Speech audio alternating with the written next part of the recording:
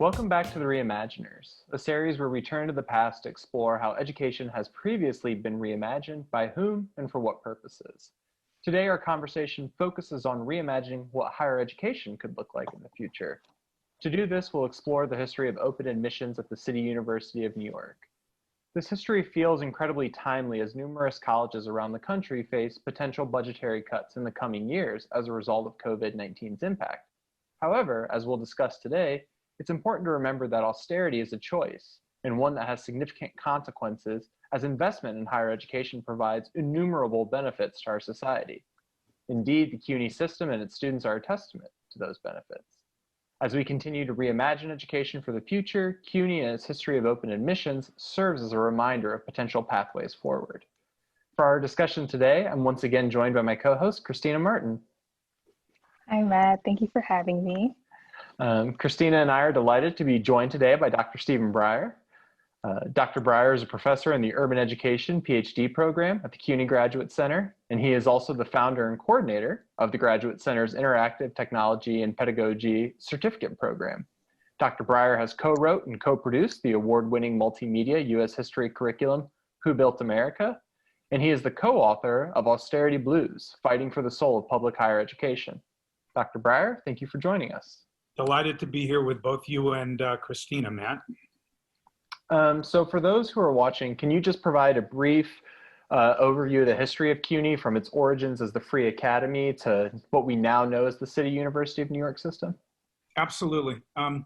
So what's interesting about CUNY is it's a relatively, in the long history of New York City, a relatively recent phenomenon. It is created in 1961, but as you note, its origins go back to 1847 when the citizens of New York City voted to tax themselves by a margin of 3-1 to create what was called the Free Academy, which in 1847 would be like a high school, a preparatory high school for college. That Free Academy, which was opened in 1849, as in the words of its founding principal or leader, was designed to educate the children of the whole people. And if we think about what that might have meant in 1847, college was largely intended for gentlemen and upper class men in particular to prepare them for the ministry or business. And here was an opportunity where the citizens of New York City said we needed to more broadly make higher education, which started out as high school, but then quickly became college. It was transformed into City College in 1866, and that's the name it has had ever since. The fact that it was tuition free was not totally unique, but kind of unusual. It was limited to boys only, and then in 1870, the state of New York opened what would be its second normal school, which was a school for women teachers. That became Hunter College, after the turn of the 20th century. But for essentially the rest of the 19th century, public higher education in New York City consisted of two campuses, the City College campus and the Hunter College campus. The city, of course, grows dramatically after the turn of the 20th century with huge influx of immigrants from Eastern and Southern Europe. And there's increasing interest in access to City College.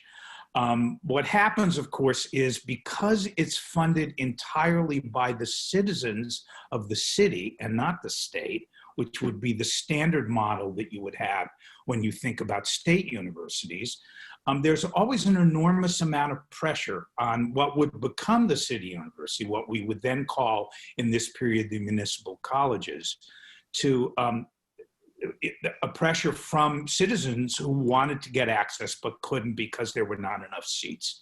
So that pressure builds, and what's interesting is it reaches a crescendo, ironically, in the Great Depression.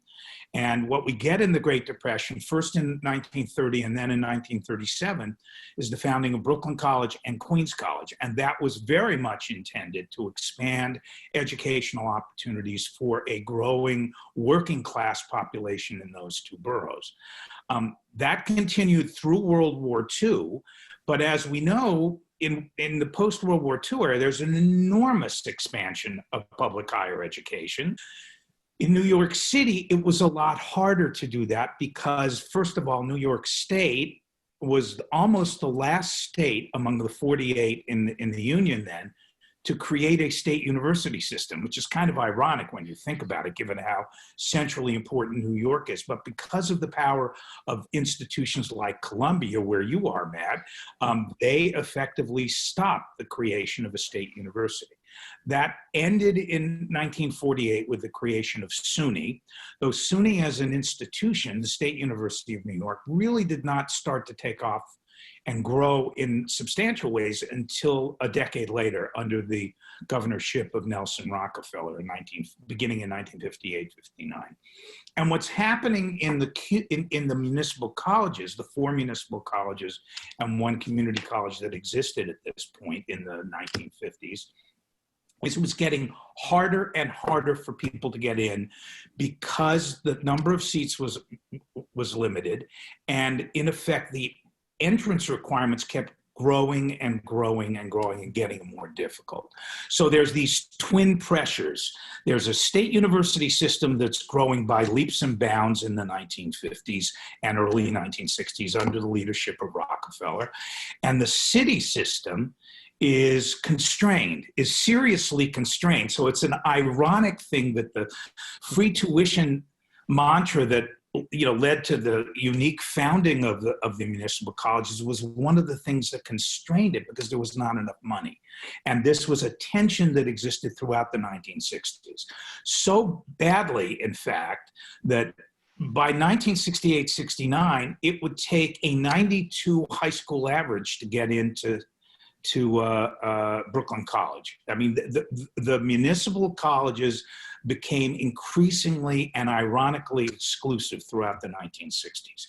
The pressure from the state and what was going on in the city in the 1960s forced the leadership of the municipal colleges and the political leadership of New York City to push Rockefeller, who really wanted to absorb the 4 senior colleges into the new expanding SUNY, pushed him to agree to found the City University of New York. And that is founded in 1961, as I said earlier. But those pressures for access continue to grow, and these become sharply inflected by race and ethnicity in the 1960s. Let's remember what's going on in New York City demographically. 1 million white New Yorkers move out of New York City in the 1950s and 60s, and they're replaced by an almost equal number, 1 million, African Americans from the South and Puerto Ricans migrating from the island. And because the New York City public schools are the feeder schools for CUNY, in fact, 70 to 80% of New York City high school graduates who go to college end up going to a CUNY campus. Certainly in our own time, it was almost as high back then. The connection between the New York City public schools and the city university system was profound. So what's happening is, because the 60s are this enormously explosive time in terms of radical politics and racial injustice and the fight against racial injustice, CUNY is deeply affected by what's going on in the larger sort of culture of the city and the nation.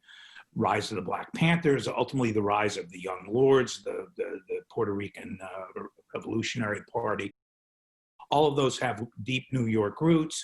There's a strong movement in the New York City public schools in this exact same period, the 1960s, to change the way the schools are governed.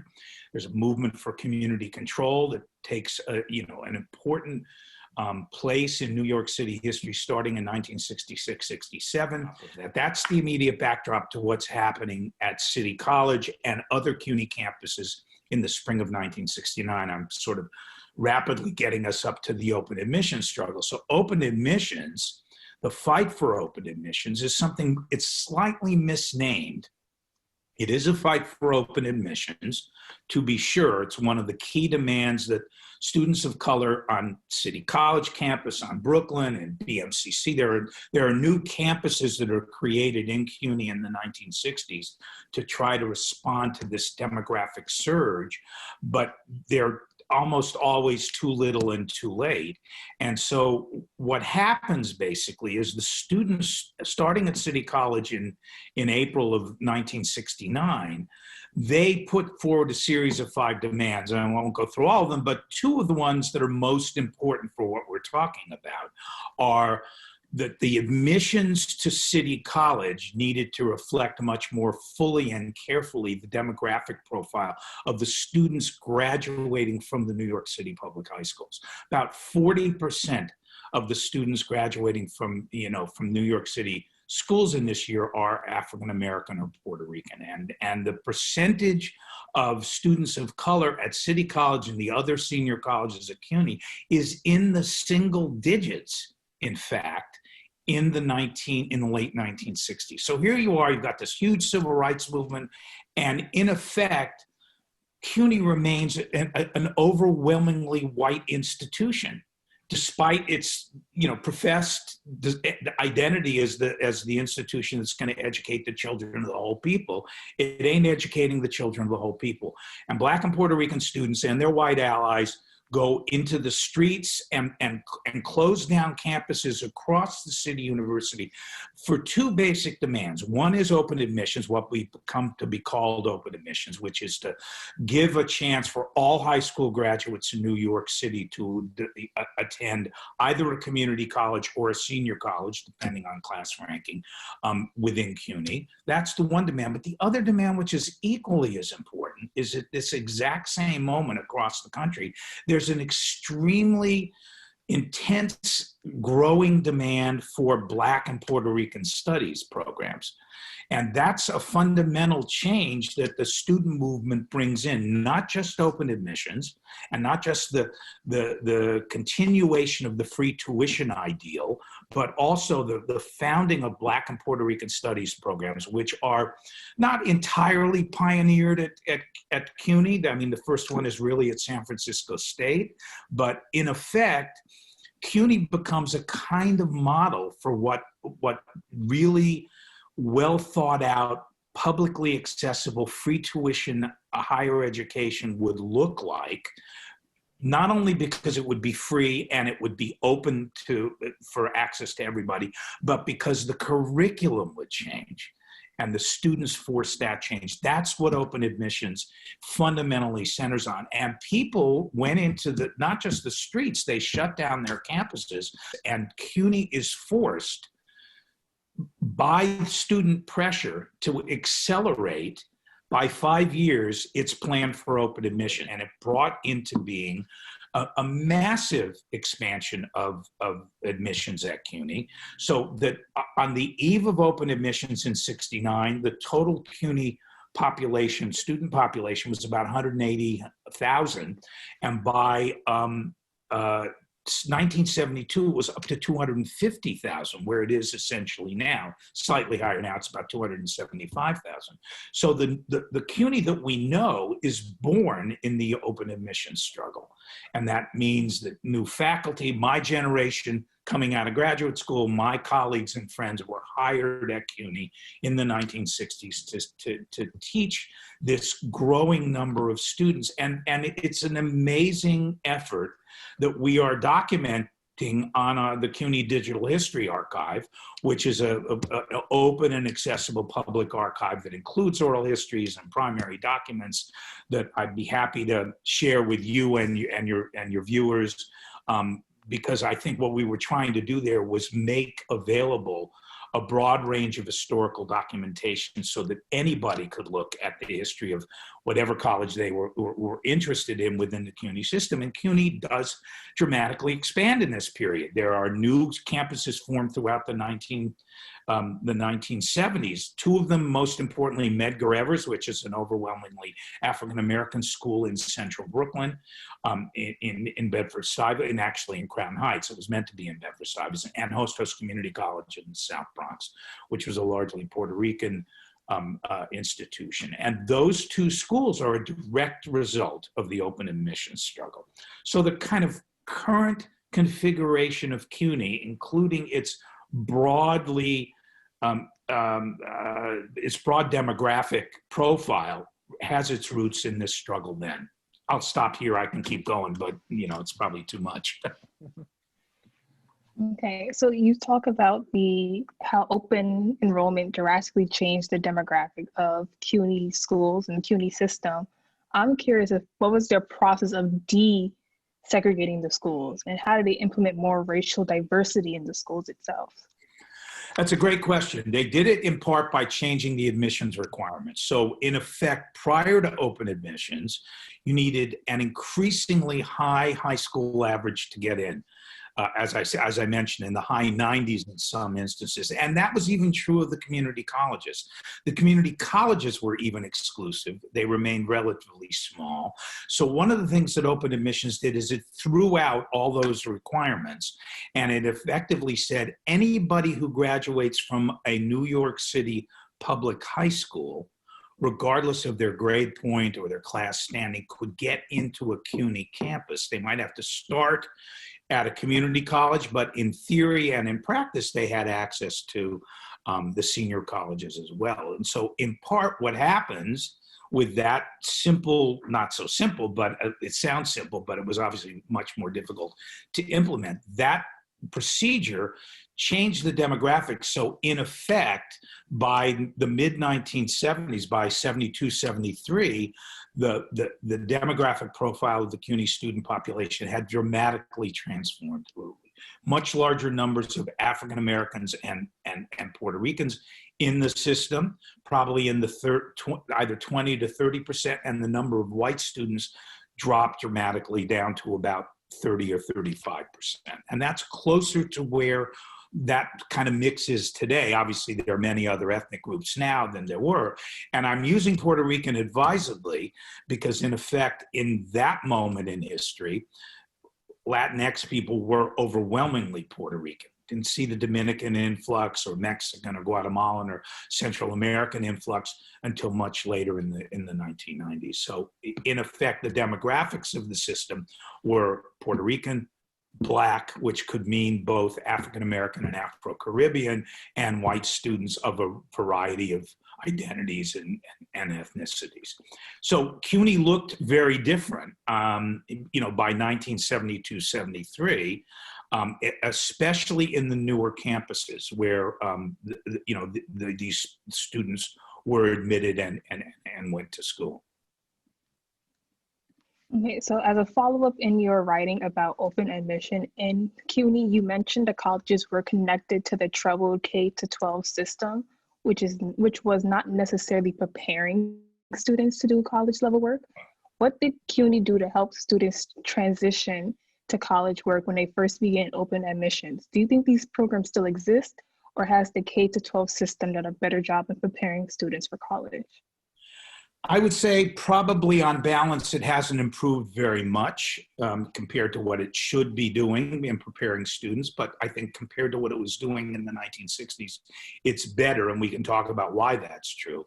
I would say one of the things that Albert Bowker and the students and faculty at City College did in advance of the open admission struggle was they founded the SEEK program, which is a program that in effect was created at City College in 1966. And it was a program designed to help students coming out of the New York City public schools who had insufficient preparation for college work get up to speed and do that college work. They taught basically basic writing and how to read and mathematics. And that program, ironically enough, maybe not ironically, still exists to this day. It's still a viable program in the City University, in part because the newly formed Black and Puerto Rican Legislative Caucus up in Albany made sure that in state law it was encoded, SEEK was, and College Discovery, which was the comparable program in the community colleges. Those two programs helped prepare many students. And what's fascinating about the history of SEEK, and if you go to the CUNY Digital History Archive, we have a whole collection on the history of SEEK and its origins, is some of the most gifted Black writers of the 1960s. June Jordan and Tony Cade Bambara and Adrienne Rich, who was obviously not Black, were teachers in Sikh. David Henderson were teachers in Sikh. And their records and their memoirs of their experiences teaching in CUNY are a fascinating example of what was possible within a CUNY system in that period, which was open to experimentation.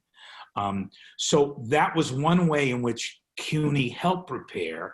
I would say, you know, I've been at CUNY for 40 years, and I would say in those 40 years, starting in 1980, I've never believed that City University and the New York City First Board of Education and now Department of Education were ever very much on the same page about what needed to be done. The other thing that CUNY did was they formed middle college high schools at a number of campuses, like LaGuardia and several other campuses, which were places, which were high schools based on CUNY campuses where students would get college preparatory courses. So there were small gains and small openings that were taken advantage of.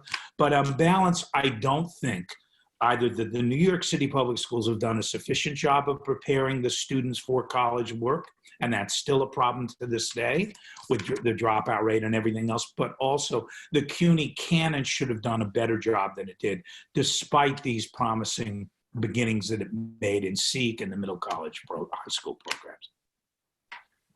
And so one final question for you kind of as we wrap this up. Right now, kind of as I said at the beginning, we're seeing concerns about the financial stability of numerous colleges and universities across the country. And this is at a time when tuition is already extraordinarily high.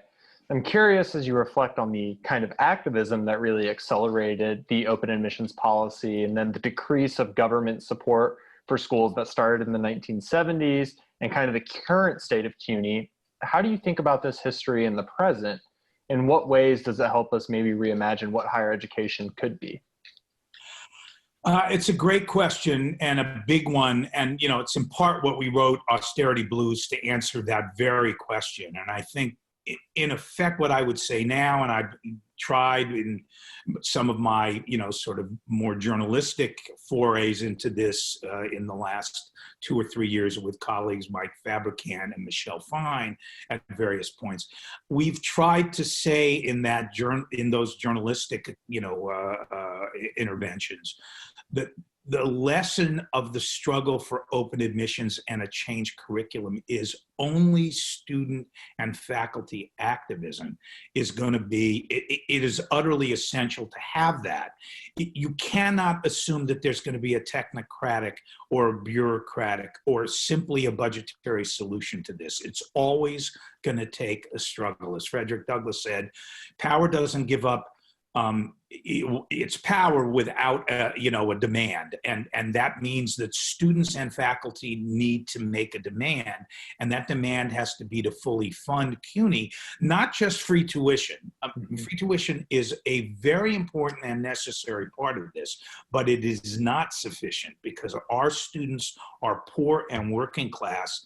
The cost of tuition, which is overwhelmingly defrayed for many of our students through the TAP and Pell programs, and CUNY makes up the difference. It's not that makes it hard for them to go to school. What makes it hard for them to go to school is all the other aspects of their lives. Their parents, they're working full time, they have to pay transportation costs, they have to pay, you know, the cost of books, which are fabulously expensive. So what we really argue for, what we need to argue for, is a fully funded public education system that goes beyond free tuition.